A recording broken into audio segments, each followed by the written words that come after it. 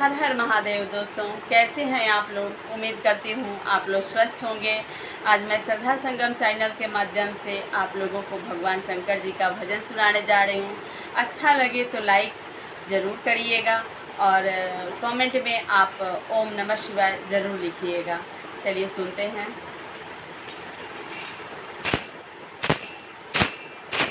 Bill के पतैया में कवन गुण हो, भोला गैला लुभाई।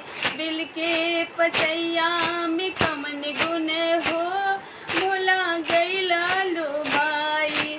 गैला लुभाई भोला गैला लुभाई। गैला लुभाई भोला गैला लुभाई। बिल के पतैया में कवन गुण हो, भोला गैला लुभाई। बिल के पतैया में कवन गुण हो, भोला गैला लुभाई। तो सकटकिया भोला के मन ही न भाई। तो सकटकिया भोला के मन ही न भाई। मन ही न भाई भोला के मन ही न भाई। तो सकटकिया भोला के मन ही न भाई।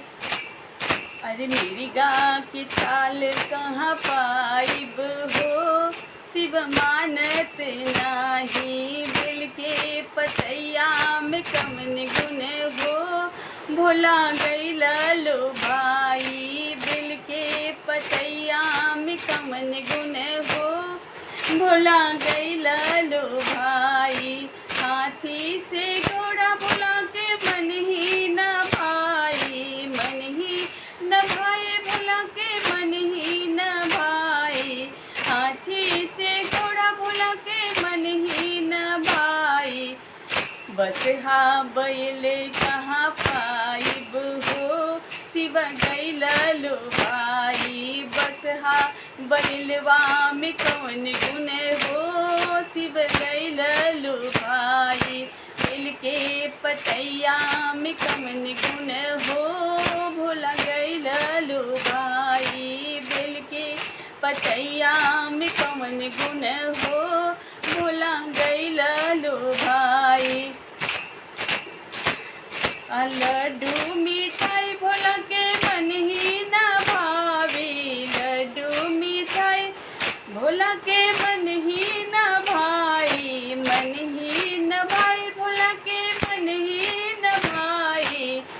लड्डू मिठाई भोला के मन ही न भाई। अब भंगिया के गुलवा में कवन गुण हो, भोला गैला लुभाई। भंगिया के गुलवा में कवन गुण हो, भोला गैला लुभाई। बिल के पतैया में कवन गुण हो, भोला गैला लुभाई। बिल के पतैया में कवन गुण हो, भोला गैला लुभाई।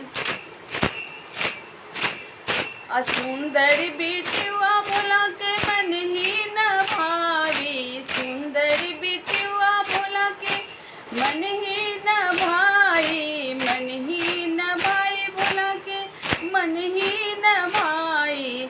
गौरा सुहागिन में कवन गुण हो, भोला गैला लुभाई। गौरा सुहागिन में कवन गुण हो, भोला गैला लुभाई। बिल के पतैया में कवन गुण हो, भोला गैला लुभाई। बिल के पतैया में कवन गुण हो, भोला गैला लुभाई। आजन से बाजन भोला के मन ही न भाई। आजन से बाजन भोला के मन ही न भाई। मन ही न भाई भोला के मन ही न भाई। अरे डमरू बजौला में कवन गुण हो, भोला गैला लुभाई। डमरू बजौला में कवन गुण हो, भोला गैला लुभाई। अबिल के पतैया में कमन गुन हो भोला गैला लो भाई, गैला लो भाई भोला गैला लो भाई, गैला लो भाई भोला गैला लो भाई। अबिल के पतैया में कमन गुन हो भोला गैला लो भाई, बेल के पतैया में कमन गुन हो भोला गैला लो भाई। उठाया टाड़ी भोला के मन ही न भाई, उठाया टाड़ी भोला के मन ही न भाई, मन ही न भाई भोला के मन ही न भाई।